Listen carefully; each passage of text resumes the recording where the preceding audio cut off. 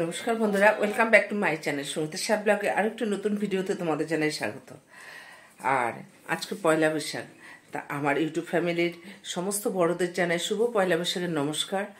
আর আমার যে ছোট ভাই বোন আছে তাদের জানাই পয়লা বৈশাখের প্রীতি, শুভেচ্ছা ও ভালোবাসা। আর ঠাকুরের কাছে এটাই প্রার্থনা করি তোমাদের সবার জীবনে যেন আজকের থেকে ভালো শুরু হয়ে যায়, কোনো খারাপ কিছু যেন স্পর্শ করতে না পারে। আর বছরটা যেন তোমাদের খুব খুব ভালোভাবে আনন্দ করে তা ভালোভাবে কাটে।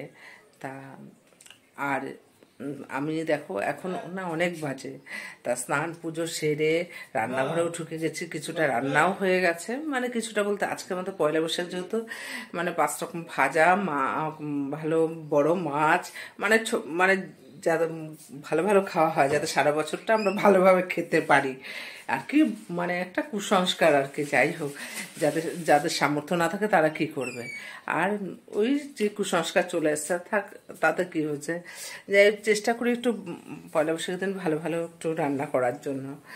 তা যাই হোক, তোমাদের দাদাভাই বাজার থেকে চা খেয়ে বাজারে গেল, বাজার থেকে এসে মাছ টাছ নিয়ে এসছে। তা সবজি বাজার আজকে কিছু লাগেনি। আর আমাদের নিয়ম আছে, মানে নিয়ম বলতে কি, মানুষের নিয়ম তো মানুষই বানায় না, যে বাজারে গিয়ে আমার বাবাকে দেখেছি বাজারে গিয়ে না পয়লা বৈশাখের দিন ভালো কুমড়োটা যাতে কেনে, মানে লাল টকটকে থাকবে কুমড়ো, তাহলে নাকি বছরটা খুব ভালো যায়। তাই যথারীতি বাবাকে দেখেছি, আর তোমার দাদাভাইকেও তাই বিয়ের পর থেকে বলে আছে, তোমাদের দাদাভাইও তাই করে। তাই চলো দেখাই বাজার থেকে আজকে কি কি আনলো। আর আমি এই দেখো বাজার থেকে কাতলা মাছ এনেছে, আমি 4 পিস নিয়েছি, 2 কাতলা করব। আর এই যে মেয়ে তো চলে যাবে কাল বাদে পরশু, মেয়ে চিংড়ি মাছ খেতে ভালোবাসে, তাই যে চিংড়ি মাছ এনেছে। চিংড়ি মাছের সাইজগুলো দেখো, মেয়ে তো খুব খুশি হয়ে যায় এত বড় বড় সাইজ দেখে। আমার ছেলে আবার চিংড়ি মাছটা খেয়ে পছন্দ করে না। একবার পুরীতে গিয়ে না চিংড়ি মাছ খেয়েছি, তা ও খুব পেটে ব্যথা হয়েছিল, সেই থেকে ওর একটা মানে ম্যানিয়া হয়ে গেছে, চিংড়ি মাছ কিছু খাবে না, চিংড়ি মাছ দিয়ে কিছু রান্না করলেও সেটা খায় না। তো যাই হোক, এই যে আমাদের গিয়ে যে প্রথমে কুমড়োটা কিনতে হয়, এই যে তোমাদের দাদাভাই প্রথমে এই কুমড়োটা কিনেছে, আমি কতটা কেটে নিয়েছি ভাজার জন্য। মেয়েকে ডাকলাম, মেয়েও ঘুম থেকে উঠে গেছে, আর মেয়ে মানে দাঁত মাজতে গেছে, এবার মেয়েকে চাটা দেবো। আর তোমাদের দাদাভাই সেই স্নানে গেছে। আর কি বলতো, আজকে এত বছর হয়েছে বিয়ে হচ্ছে, প্রতিবার না তোমাদের দাদাভাই পয়লা বৈশাখের দিন দুপুরবেলা বাড়িতে আসে, মানে আমার মা কাকিমা বা আমি এদিক দিয়ে বিয়ে হয়ে এসে আমার শাশুড়ি মাদের মুখে শুনেছি যে পয়লা বৈশাখের দিন বিয়ে বেটা ছেলেরা বাড়িতে আসবে, তাদের পাত পেরে ভালো মতো খেতে দিতে হয়। তা তোমাদের দাদাভাইও তাই করতো, কিন্তু এবার না বলছে না, একবার এই দুপুরে আসবো রোদে, আবার যাব বিকেলে, খুব কষ্ট হয়ে যায়, বয়স তো হচ্ছে বলো। তা যাই হোক, আজকে বলেছে না আমাকে রান্না করে দাও, চিংড়ি মাছ পরে এসে খাবো, তুমি অন্তত একটা মাছ রান্না করে দাও, আর 5 রকম ভাজা ডাল দিয়ে দাও, আমি খাবারটা নিয়ে যাই। তা কি আর করব, সব কিছুই তো দেখতে হবে, এত জার্নি, মানে এত দুবার আসা যাওয়া করলে মানে শরীরটাও অতটা ভালো না। তা যাই হোক, একবার কিছুটা রান্না করে দিই, রাতে এসে বরং পাত পেটে খেতে দেবো। তা চলো রান্না করুন, রান্নাঘরে রান্না করছি পরে। বন্ধুরা এই যে 5 রকম ভাজা হয়ে গেল, আর 2 কাতলাটাও রান্না হয়ে গেল। চিংড়ি মাছটা যেহেতু এখনো ছোলা হয়নি বলে চিংড়ি মাছ আর করে দিতে পারলাম না তোমাদের দাদাভাইকে, রাতে এসে খাবে। আর এগুলো দিয়ে টিফিনটা দিয়ে দিই। আর আজকে মানে আজকে না 2-3 দিন ধরে দই ভাত খাচ্ছে, প্রচন্ড গরম পড়েছে বলে, অন্য কিছু না, ঘরে পাতা দই দিয়ে দই ভাত খেয়ে যাচ্ছে। দেখো 2 কাতলাটা, আর দেখো তোমাদের দাদাভাইকে কী কী দিয়ে টিফিন দিয়ে দিয়েছি, এই যে ভাত, আর এই যে 5 রকমের ভাজা করেছি, আর 2 কাতলা করেছি, এই দিয়ে আপাতত টিফিনটা দিয়ে দিই, পরে চিংড়ি মাছটা রান্না করবো।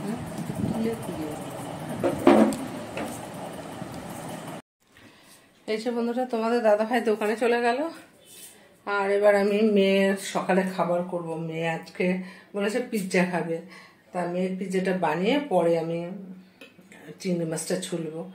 তাই যে পিৎজা বানানোর সব সরঞ্জাম নিয়ে নিয়েছি, রান্নাঘরের লাইটটা জ্বালিয়ে নিই।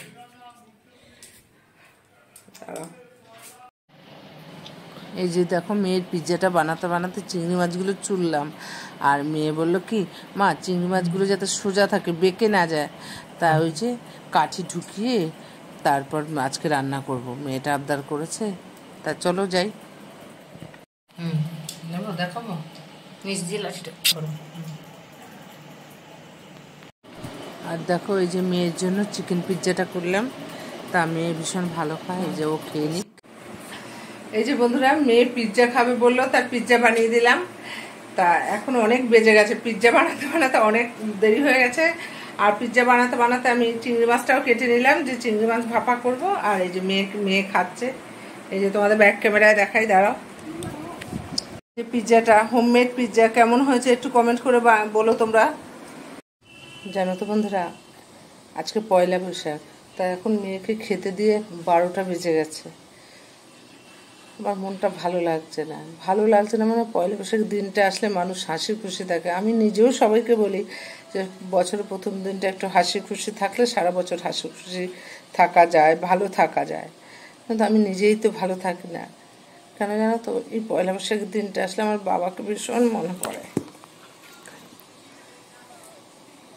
আমার বাবার জামা কাপড়ের দোকান ছিল, প্রতিবার পয়লা বৈশাখে না বাবা আমাকে ক্যাশে বসাতো আর বলতো তুই তো আমার লক্ষ্মী, তুই বসলেই আমার লক্ষ্মী আসবে। মানে আমি যখন বড় হয়ে গেছে, আমার বিয়ে ঠিক হয়ে গেছিলো জানো তো 28শে বৈশাখ, সেই পয়লা বৈশাখের দিন আমি না লজ্জা পাচ্ছিলাম যদি আমার শ্বশুর বাড়ির লোকজন দেখে। বাবা আমাকে কিচ্ছু হবে না, তুই বস, বাবা আমাকে জোর করে বসালো। মানে দিন চলে যায়, মানুষ চলে যায়, কিন্তু বাবাকে অন্তত এই পয়লা বৈশাখের দিনটা ভীষণ মিস করি আমি।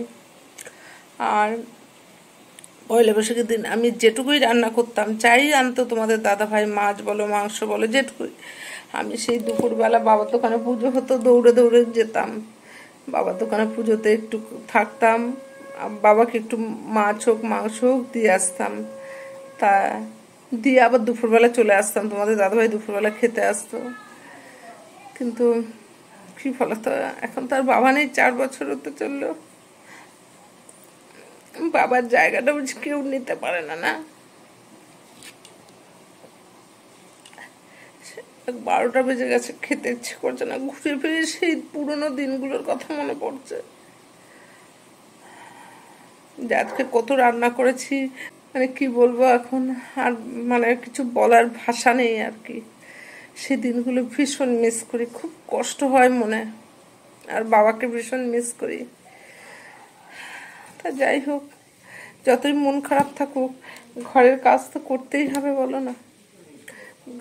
নিজের সংসারের সমস্ত কাজকর্ম, খাওয়া দাওয়া সবই করতে হবে, সময় তো সময়ের নিয়মে পার হয়ে যায়। তা চলো বাকি রান্নাটুকু করে নিই। আর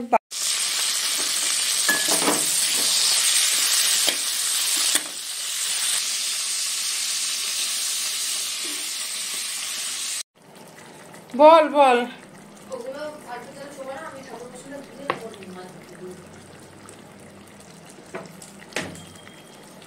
এই যে বন্ধুরা, দুপুরবেলা রান্না বান্না করে খাওয়া দাওয়া করে বিশ্রাম নিলাম, মানে ঘুমোলাম একটুখানি। আর ঘুম থেকে উঠে মেয়ে সন্ধ্যা পুজোটা দিয়ে দিল, আর আমি একটু মানে দুপুরে এঁঠো বাসনগুলো মেজে নিলাম। তা এখন মেয়ের বাকি যে লাকেজটা গুছাবো, এই যে মোয়ার কৌটো, ব্যাগ ট্যাগ, এখানে যা জামা কাপড় আছে সব সামনে রেখেছি, এবার লাকেজটাকে গুছাবো। তা বন্ধুরা, ভিডিওটা আমি আজকে এখানে শেষ করছি, তোমাদের সাথে দেখাবে নতুন ব্লগে। ততক্ষণের জন্য নতুন বন্ধুরা প্লিজ চ্যানেলটাকে সাবস্ক্রাইব করো, আর পুরনো বন্ধুরা লাইক কমেন্ট এবং শেয়ার করে পাশে থেকো। ভালো থেকো, সুস্থ থেকো।